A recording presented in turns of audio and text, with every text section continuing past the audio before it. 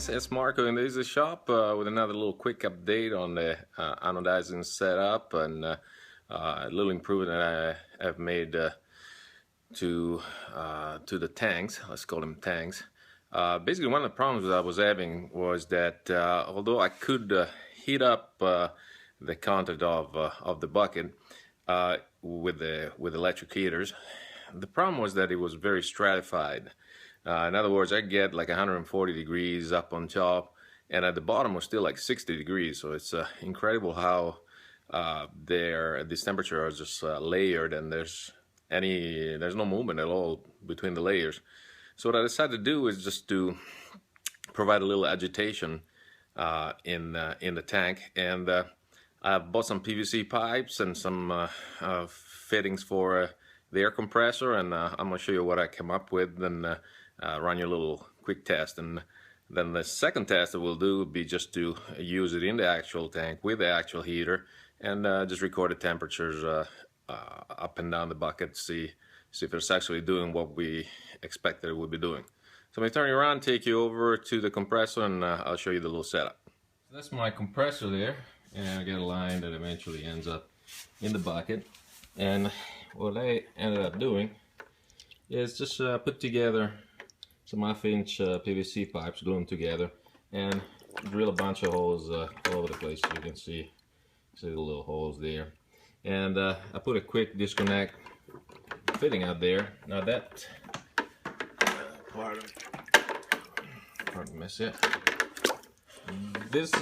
this fitting is gonna always stay above the level of the acid, and the reason it'll make it any higher up is because this will remain in the acid at all times. So the top will be able, sorry about that, the top will be able to screw over, now the lid will be able to screw over here, and it will remain in the tank all the times.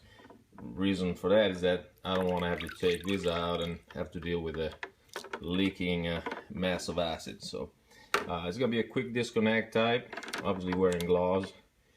Snap it in, and we're gonna start the air here, and we'll show you the type of agitation we can get. And actually, it seems like the pressure's barely registering on the gauge here.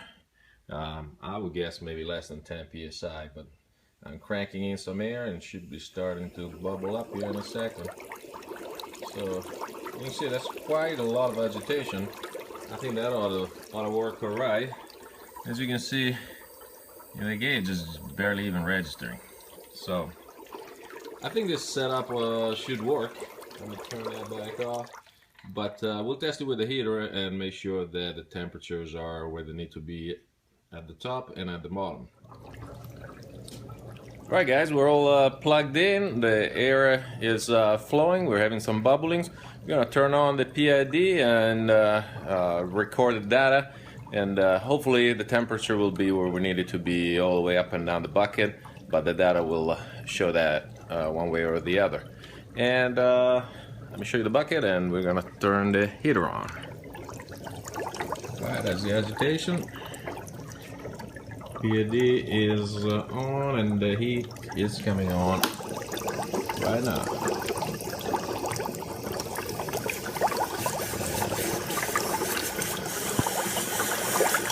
They're here in the water. Start seeing the smoke too. Alright, we'll pick this up afterward, after the test, after the data is recorded.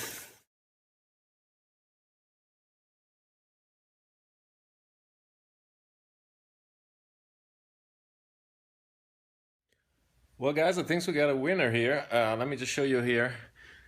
We have the PID is measuring 200. I just turn it off now. 200, I call it 202 degrees, and that is at the very top, pretty much, of the water.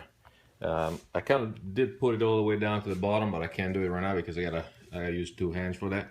What we can do, we can use this thermometer and show you. So it's 187 on the outside, which equals 202. And we go down to the bottom. Let's see, it's 184. So it's pretty much basically the same temperature all the way through, and it's really hot no matter where you where you look, so where you touch. So I think this is the way to go. Probably gonna have to put a regulator, a dedicated regulator that, you know, because this is really hard to adjust the pressure with the one on the compressor. So a little regulator that regulates maybe up to 10 or 15 psi's at the most. And another thing I want to do is maybe bring a pipe up like this so that I can hook up the air straight from the bottom, because with the hose from the top it kind of tends to tilt it a little bit. But I think we got a winner. Just gotta make a few more of these things, so I'll go get some material, we get started, and the sooner we get this finished, the sooner we start anodizing.